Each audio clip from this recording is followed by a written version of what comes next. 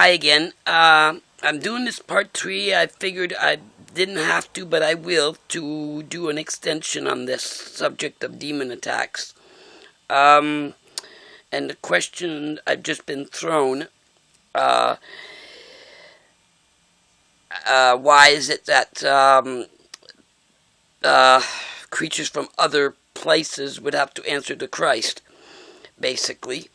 Because Creator is creator of all, and Christ probably did it for the whole universe. His shed blood, his salvation is probably the whole universe, but demons recognize that name and will obey it, is all I can say from my experience and from my readings and my research.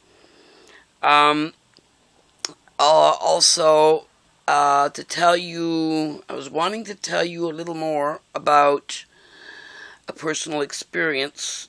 And about, I've dealt with, to answer this other person, I've dealt with transcendental meditation, TM as some people call it, and out-of-body experience. I've dealt with that in my last 30 years. I've dealt with astral travel and speaking to what I realized were demons, what I thought were just aliens and otherworldly beings hopping into a friend's body and talking to me directly. I've spent weeks with them talking directly, and they actually wrote each one their illusion character that I thought was for real. Their story, and I have a skill of drawing portraits, and somehow being able to draw spiritual portraits of the spirit realm. And they gave me illusions of their visual, what they look like. I have over 500 of these in the collection, and I realized much later that it was all an illusion by demons. But I do thank God that I went through it, because it's what I needed to see for myself to be able to be a good witness at this point of my journey, to realize what was really going on, and to be able to say for myself that I have dealt with this.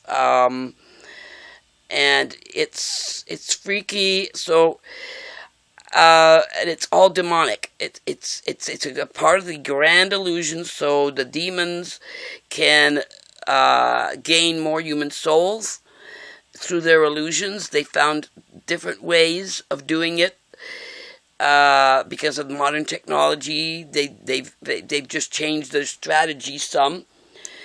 But it's all lies. They and there's so much. But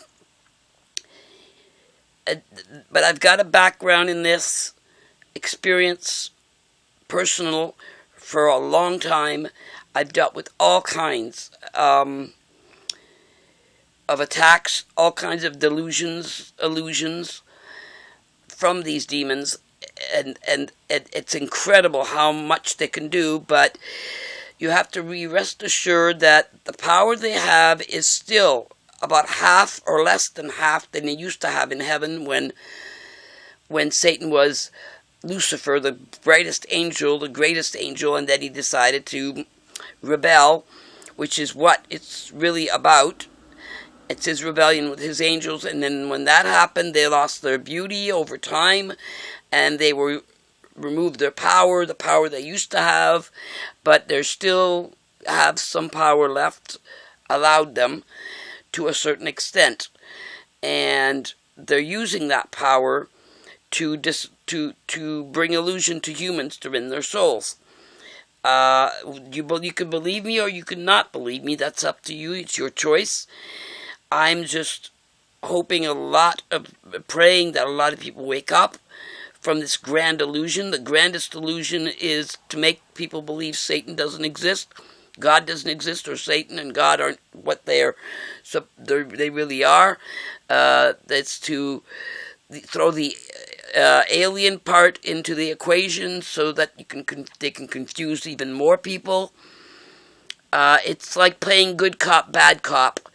That's what basically the demons are doing, playing good cop, bad cop, presenting you with some bad aliens and some so-called aliens and some good so-called aliens, but they're all the same. It's the same as what the government is doing. They're at the core of what the government is doing. And it's just the same thing, in my opinion, and my experience, which I have a lot of. And reading the Bible and my devotion, and it's realer than real. It's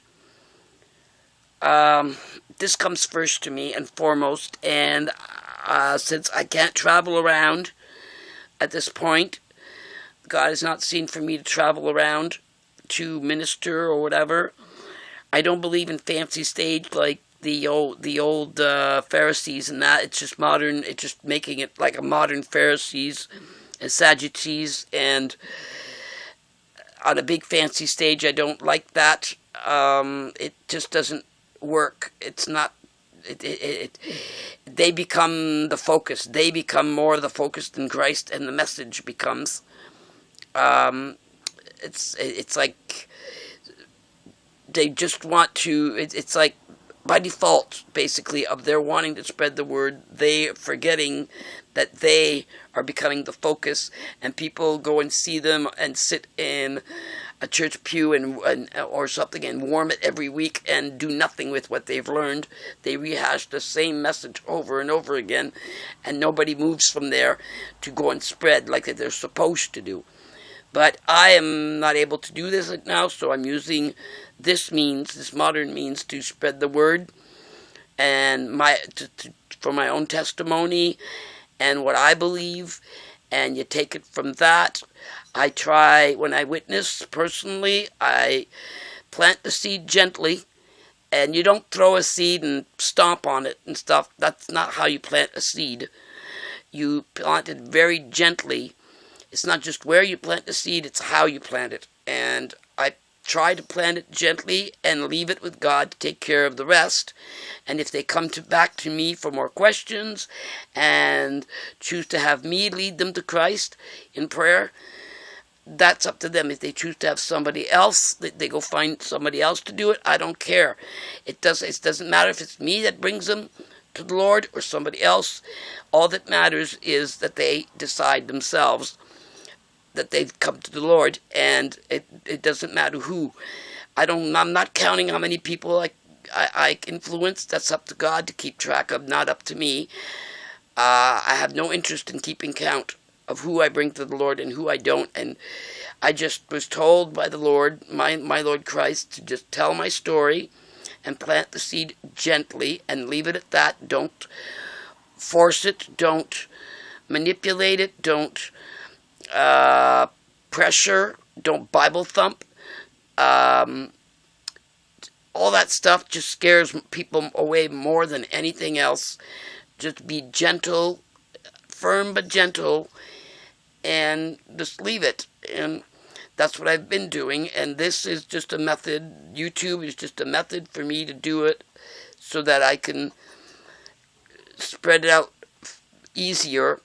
And since I cannot travel physically all over the place, I don't have the means to. So this, it's going into the red. So I only have a bit of time more, I guess.